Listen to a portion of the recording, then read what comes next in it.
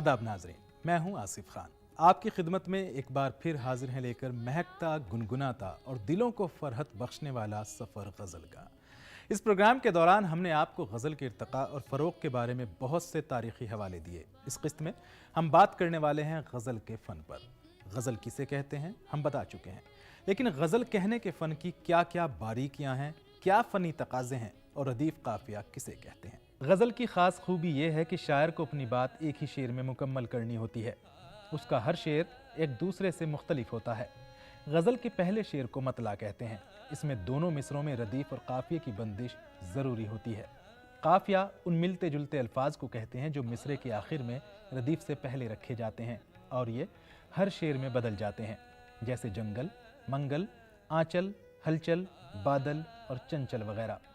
रदीफ़ शेर का एक ऐसा हिस्सा है जिसको एक बार मिसरे में बांध लेने के बाद किसी को इजाज़त नहीं कि उसमें कोई तब्दीली करे। नाजरीन, उम्मीद है इस जानकारी से आपको रदीफ़ और काफ़िए को समझने में मदद मिली होगी।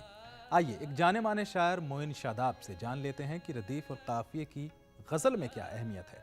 देखिए, दो चीज़ें यहाँ पर हैं। जब आप गज़ल यूं ही गज़ल कहते हैं, आपके ज़हन में कोई ख़्याल आता है, कोई तसव्वुर उभरता है, कोई चीज़ जो आपके ज़हन पर है आप उसको लफ्ज़ों में ढालना चाहते हैं, तो ज़ाहिर है कि लफ्ज़ उस ख़याल के पाबंद होंगे। आपको ख़याल बांधना है, आप उसके लिए वो ख़याल किन लफ्ज़ों में बांध सकते हैं आप उसको बयान कर देंगे। लेकिन अगर दूसरी तरफ आप किसी तरही गज़ल में किसी तरही मिसरे में कोई शायरी करना चाहते हैं, कोई तरही गज़ल कहना चाहते हैं, तो आपके सामने एक फॉर्मेट दिया हुआ है, तो उसमें आप उस ज़मीन के पाबंद हैं जो फॉर्मेट आपको दिया गया है। कम से कम रदीफ़ और काफ़िया का तो तयन पहले से हुआ होता है तरही गज़ल में, तो आपको वही रदीफ़ इस्तेमाल करनी है, वही काफ़िया लाना है। तो ज़ाहिर है कि वो ख़यालात ही आपको लाने पड़ेंगे जो रदीफ़ और कवाफ़ी के अल्फाज से कहीं ना कहीं मुताबिकत रखते हैं। लेकिन अगर आप यूं ही गज़ल कह रहे हैं तो उसमें आपको रदीफ़ और काफ़िया का तयन ज़रूरी नहीं कि पहले करना पड़ जाए। लेकिन जब कोई फॉर्मेट तय हो जाएगा आपका, आप मतला कह लेंगे, कोई मिसरा कह लेंगे, तो फिर आपका रदीफ़ और काफ़िया का तयन हो जाएगा। तो ज़ाहिर है कि आपको ख़याल को तो बांधना ही है जो आपके जहन में ख़याल है, लेकिन आपको उन रदीफ़ और कवाफ़ी का भी पाबंद होना है, और शायद इसी को फ़न कहा जाता है। तो नाजरीन, देखा आपने गज़ल कहने के लिए क्या क्या सीखना पड़ता है। आइए जान लेते हैं क्या रदीफ़ या काफ़िए के बग़ैर अगर गज़ल कही जाए तो वो गज़ल कहलाएगी। देखिए, रदीफ़ के बग़ैर तो गज़ल कही जा सकती है। रदीफ़ ना हो आप गज़ल कह सकते हैं, जिसको गैर मुरद्दफ़ गज़ल कहा जा सकता है। रदीफ़ जो है जिस लफ्ज़ का इस्तेमाल बार बार होता है किसी भी गज़ल में, उसको रदीफ़ कहा जाता है। जैसे होशियारी दिल नादान बहुत करता है, रंज कम सहता है, ऐलान बहुत करता है, रात से जीत तो सकता नहीं लेकिन ये चिराग कम से कम रात का नुकसान बहुत करता है। तो बहुत करता है, ये जो बहुत करता है ये हर जगह आ रहा है, हर मिसरे में आ रहा है। मतलब में दोनों मिसरों में आ रहा है, मिसरे उला में और मिसरे सानी में, और शेर में हर मिसरे सानी में आ रहा है। तो ये रदीफ़ है। ऐलान जो है इसका काफ़िया है, जिसमें दूसरे कवाफ़ी इस्तेमाल गए हैं। ऐलान काफ़िया है। होशियारी दिल नादान, नादान काफ़िया है। रंज कम सहता है, ऐलान बहुत करता है, ऐलान काफ़िया है। रात से जीत तो सकता है लेकिन ये चिराग कम से कम रात का नुकसान बहुत करता है, तो नुकसान काफ़िया है। तो काफ़िया एक तरह से जो तुक है उसको एक तरह से कह सकते हैं कि ऐलान है, नुकसान है, ये सब काफ़िया है। लेकिन काफ़िया बहुत ज़रूरी है गज़ल के लिए, रदीफ़ ज़रूरी नहीं है। कई बार बग़ैर रदीफ़ के आप गज़लें कह सकते हैं, लेकिन बग़ैर काफ़िए के गज़ल हो ये नहीं कहा जा सकता। बग़ैर काफ़िए गज़ल हो ही नहीं सकती है। वो काफ़िया उसका एक बहुत ज़रूरी जुज़ है। बग़ैर काफ़िए कोई शायरी नहीं हो सकती है। तो नाजरीन, मालूम होता है कि गज़ल हो या नज़्म या फिर कोई और सिनफ़ सुखन, इनको कहने के लिए कुछ मखसूस तरीक़े होते हैं जिनको अपनाकर हम शायरी कर पाते हैं। कि हम जिस नस्ल की बात कर रहे हैं कि साहब वो गज़ल और नगमे में फ़र्क नहीं महसूस कर रही है, या हमको ये बताना पड़ता है कि ये गज़ल है, ये नगमा नहीं है, नगमा इसका नाम दिया गया है चूँकि फिल्म में आ गई चीज़। तो जिस नस्ल की हम बात कर रहे हैं उस नस्ल को डिसिप्लिन करने का, उस नस्ल को अदब से वाकिफ़ कराने का ज़ाहिर बात है कि कौन ज़िम्मेदार है? वो हमें ही हैं, जो हमको क्लासरूम में बताना होगा, हमें किसी और मुख्तलिफ सेमिनार के हवाले से गुफ्तगू करनी होगी, या आपका चैनल है ये भी ये इस तरह के मौज़ूआत पर गुफ्तगू करा सकता है ऐसी नई नस्ल के सामने, कि वो चीज़ों को समझें कि गज़ल कब गज़ल बनती है और गज़ल कब नगमे में तब्दील हो जाता है, और फिर वो गीत कब बनता है, और फिर बाकी चीज़ें कैसे डेवलप होती हैं। देखिए, गज़ल की बुनियादी चीज़ जो है या शायरी अगर देखा जाए तो शायरी में नगमगी का होना ज़रूरी है। अब अगर मैं ये कहूँ कि शायरी गाने की चीज़ है तो ये सुनने में कोई बहुत अच्छा नहीं लगेगा, लेकिन शायरी में जो बहर और वज़न का इल्तिज़ाम होता है उसका बुनियादी ताल्लुक ही नगमगी या गाने से है। तो इसीलिए आप ये देखेंगे कि आजकल जो गज़लें गाई जा रही हैं, हमारे बड़े अच्छे अच्छे गाने वाले हैं और बड़े अच्छे अच्छे सिंगर हैं, वो गज़लें गाते हैं और उन गज़लों की वजह से गज़ल की सिन्फ़ भी बहुत ज़्यादा मकबूल हो रही है और शायरी भी बहुत ज़्यादा मकबूल हो रही है। नाजरीन, ये मालूमाती सफ़र अगले हफ्ते भी जारी रहेगा, लेकिन अब हम कूच करते हैं अपने अगले पड़ाव की जानिब, जो है एक मारूफ शायर से मुलाकात का, उनकी गज़ल का और मौसीकी का। नाजरीन, आइए आगे बढ़ते हैं, मगर आगे बढ़ने से पहले आपका तारुफ करा देते हैं आज के शायर से। नाजरीन, आज जिनसे हम आपकी मुलाकात कराने जा रहे हैं वो हैं मशहूर और मारूफ शायर जनाब डॉक्टर मलिक ज़ादा मंजूर अहमद। मंजूर साहब एक ऐसे शायर हैं जिनको हिंदुस्तानी मुशायरों में शायर का किरदार निभाने के साथ साथ नाज़िम मुशायरा का किरदार भी निभाना पड़ता है। लखनऊ यूनिवर्सिटी के शोबाए उर्दू में उन्होंने अपनी ज़िंदगी का बड़ा हिस्सा गुजारा और उनके शागिर्दों ने दुनिया के कोने कोने में उर्दू की शमें रोशन की। डॉक्टर मलिक ज़ादा मंजूर ने खुद भी दुनिया का शायद ही कोई ऐसा मुल्क होगा जिसका दौरा ना किया हो। कोई भी मुशायरा डॉक्टर मलिक ज़ादा मंजूर अहमद की शिरकत के बगैर अधूरा सा लगता है। उन्होंने हिंदुस्तान के कई बड़े शायरों को स्टेज पर इस तरह मुतारिफ़ कराया कि वो पहले ही मुशायरे से कामयाबी की बुलंदियों पर पहुँच गए। नाजरीन, डॉक्टर मलिक ज़ादा मंजूर साहब की शख्सियत बहुत बड़ी है। वो एक शायर भी हैं, एक नाज़िम भी, एक नक्कात भी हैं और एक मुसन्निफ़ भी। मगर आज के इस एपिसोड में हमने उनको एक शायर के तौर पर दावत दी है। आइए उनसे उनकी इब्तदाई ज़िंदगी और शायरी के आगाज़ के बारे में जान लेते हैं। नहीं साहब, मैं तो ज़ाती तौर पर यह बताऊं कि मैंने अपनी ज़िंदगी का आगाज़ अफ़सानों से किया था। अफ़सानों से किया था, फिर मेरी जो पहली किताब आई वो उर्दू के मसले पर थी। मुशायरे की निज़ामत में मैंने 2-1 जगह हिस्सा लिया तो लोगों ने तारीफ़ की। ये आज़ादी के पहले की बात है। तारीफ़ जब लोगों ने की तो मैं निज़ामत के लिए बुलाया जाने लगा बहुत दिनों तक।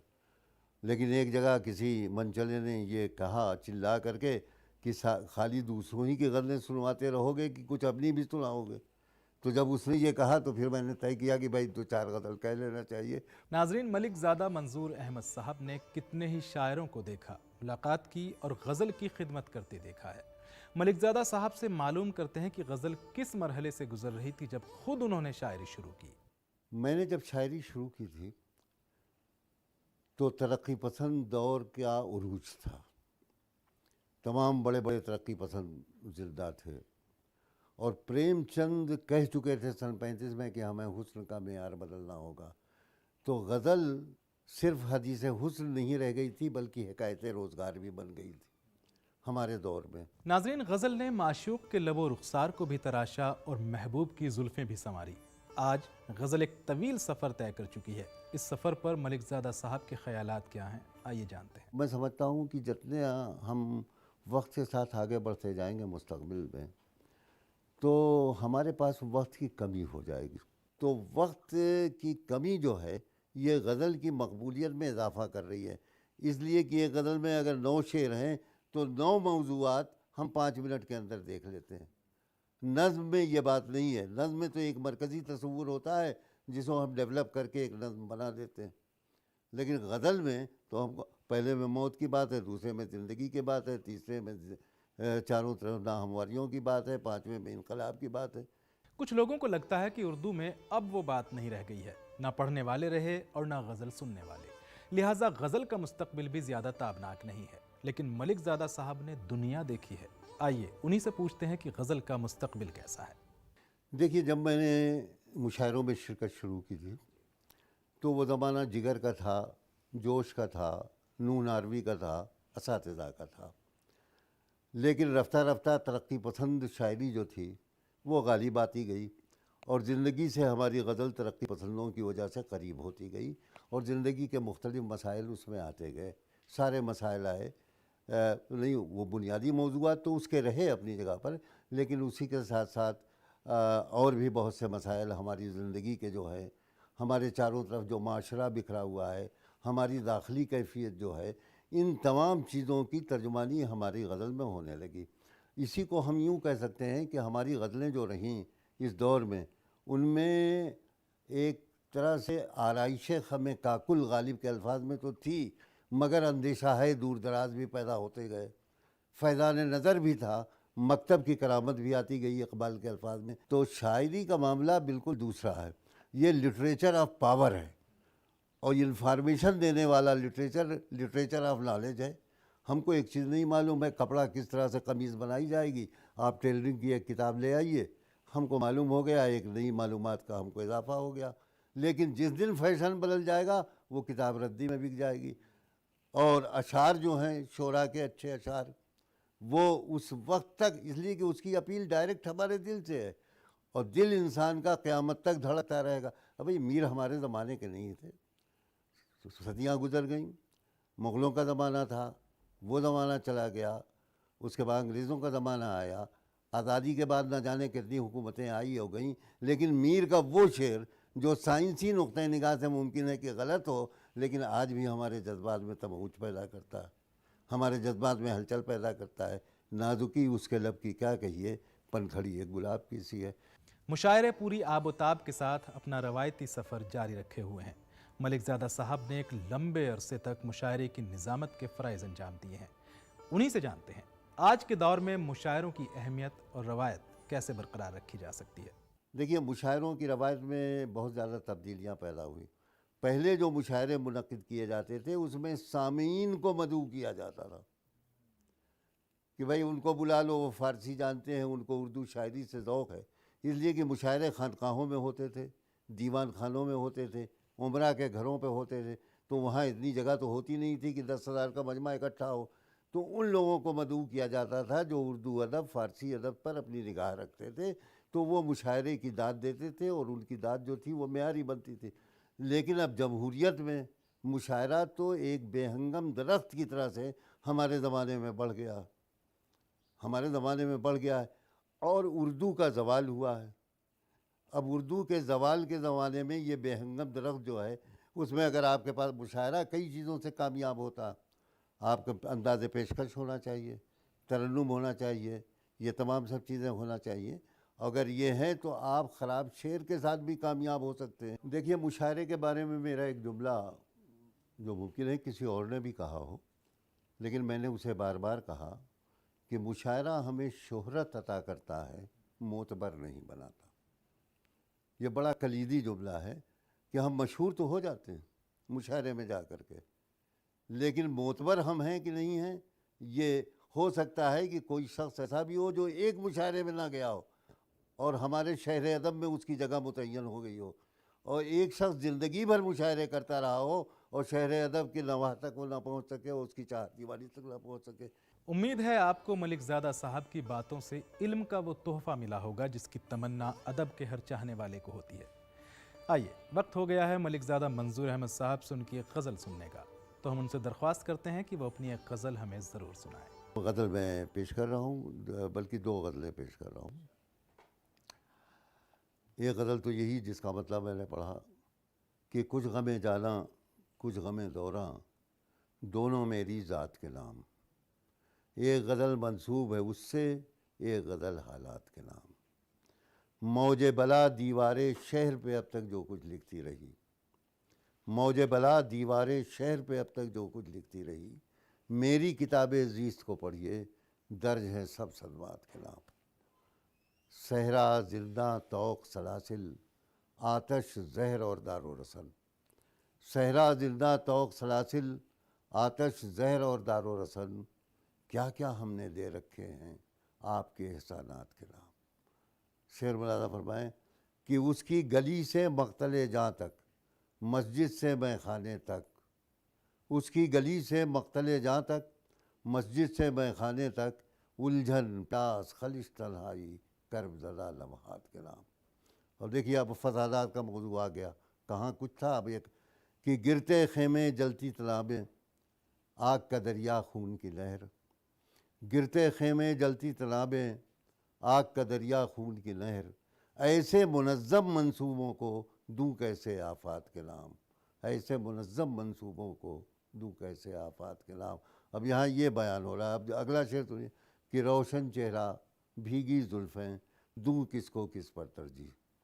روشن چہرہ بھیگی زلفیں، दूं किसको किस पर तरजीह, एक कसीदा धूप का लिखूं, एक गज़ल बरसात के नाम। अब देखिए कितने मौज़ूआत आ गए कि जिनके लिए मरमर के जिए हम, क्या पाया उनसे मंजूर। जिनके लिए मरमर के जिए हम, क्या पाया उनसे मंजूर, कुछ बदनामी कुछ रुसवाई हमको मिली सौगात के नाम। तो एक गज़ल ये है। एक दिन मैं ये सोच रहा था कि उर्दू शोरा ने महबूब को बेवफा कहा, वादा करता है पूरा नहीं करता। तो एक तफरीहन गज़ल मैंने कही, लेकिन सोचा समझा हुआ तस्वुर है, अरे भाई 500 आदमियों ने इश्क किया मीर के ज़माने में, तो कोई शायर ऐसा खुश नसीब तो हुआ होगा कि जिसके महबूब ने उसके साथ वफ़ा की हो। लेकिन वो भी जब गज़ल कहता है तो बेवफाई कहता है, तो ये भी आना चाहिए। तो ये एक गज़ल मैंने कही जिसमें ये किया गया है कि महबूब ही बेवफा नहीं होता बल्कि आशिक की तरफ से भी बेवफाई हो जाती है। वो गज़ल थी, मतलब उसका क्या था, हाँ, तर्क मोहब्बत अपनी ख़ता हो, ऐसा भी हो सकता है। अमूमन महबूब की ख़ता है, हमारी उर्दू शायरी में यह ख़ता तर्क मोहब्बत जो है वो महबूब की है, अपनी नहीं है, कि तर्क मोहब्बत अपनी ख़ता हो, ऐसा भी हो सकता है। शायर सोच रहा वो अब भी पाबंद वफा हो, ऐसा भी हो सकता है। दरवाज़े पर आहट सुनकर उसकी तरफ क्यों ध्यान गया, दरवाज़े पर आहट सुनकर उसकी तरफ क्यों ध्यान गया, आने वाली सिर्फ हवा हो, ऐसा भी हो सकता है। आने वाली सिर्फ हवा हो, ऐसा भी हो सकता है। अर्ज़ तलब पर उसकी चुप से ज़ाहिर है इनकार, मगर मेरे सवाल का कोई जवाब नहीं दिया, इनकार है। अर्ज़ तलब पर उसकी चुप से ज़ाहिर है इनकार, मगर शायद वो कुछ सोच रहा हो, ऐसा भी हो सकता है। शायद वो कुछ सोच रहा हो, ऐसा भी हो सकता है। हद नज़र तक सिर्फ धुआं था, बर्क़ पे क्यों इल्ज़ाम रखें। हद नज़र तक सिर्फ धुआं था, बर्क़ पे क्यों इल्ज़ाम रखें, आतिशे गुल से बाग जला हो, ऐसा भी हो सकता है। और मक़ता इसका था कि खून तमन्ना करना उसका शेवा है मंजूर, मगर खून तमन्ना करना उसका शेवा है मंजूर, मगर हाथ पे उसके रंगे हैं ना हो, ऐसा भी हो सकता है। तर्क मोहब्बत अपनी ख़ता हो, ऐसा भी हो सकता है। नाज़रीन, उम्मीद है डॉक्टर मलिकज़ादा मंजूर अहमद साहब की ये गज़ल आपको बेहद पसंद आई होगी। आइए उन्हीं की एक गज़ल के चंद अशार सुनते हैं साज और आवाज़ के साथ।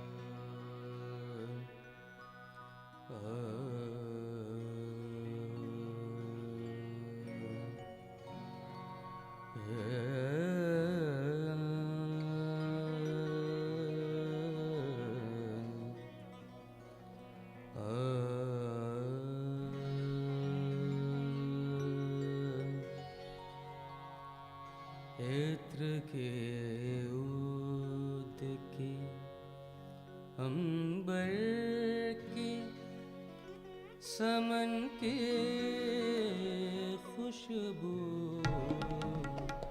इत्र के ऊद की अंबर की समन की खुशबू, सबसे बेहतर है मगर उसके बदन की खुशबू, इत्र के बूद की अंबर की समन की खुशबू, सबसे बेहतर है मगर उसके बदन की खुशबू, इत्र के ऊद की।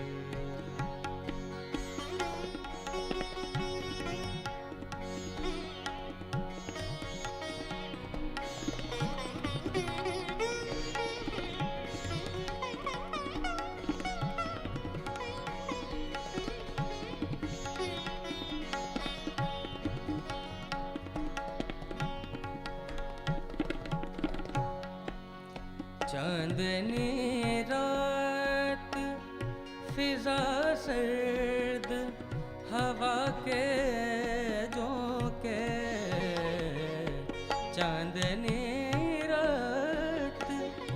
فضا سرد ہوا کے جھونکے ہائے وہ ٹوٹتے جسموں کی تھکن کی خوشبو ہائے وہ ٹوٹتے جسموں کی تھکن کی خوشبو سب سے بہتر ہے مگر اس کے بدن کی خوشبو عطر کی عود کی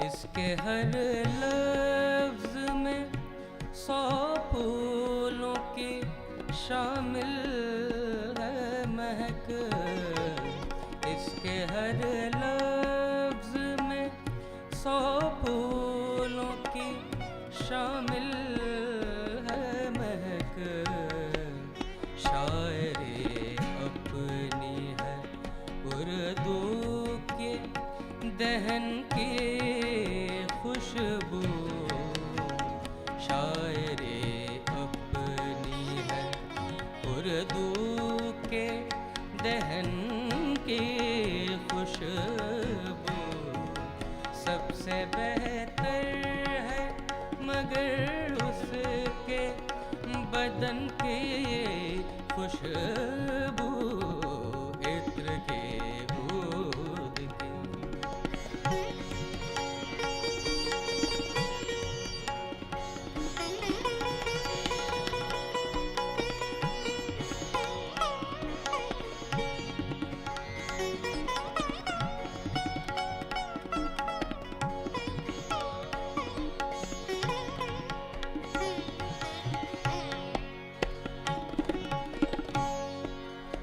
اس نے جب میری طرف غور سے دیکھا منظور اس نے جب میری طرف غور سے دیکھا منظور بزم میں پھیلی رقیبانہ جلن کی خوشبو بزم میں پھیلی رقیبانہ جلن کی خوشبو سب سے بہتر ہے مگر اس کے بدن کی خوشبو عطر کی عود کی عنبر کی سمن کی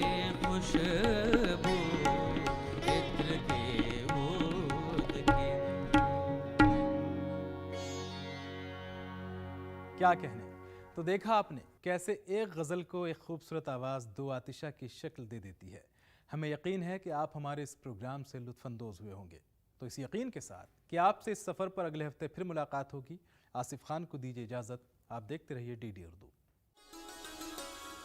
اردو کی میں بیٹی ہوں میرا نام غزل ہے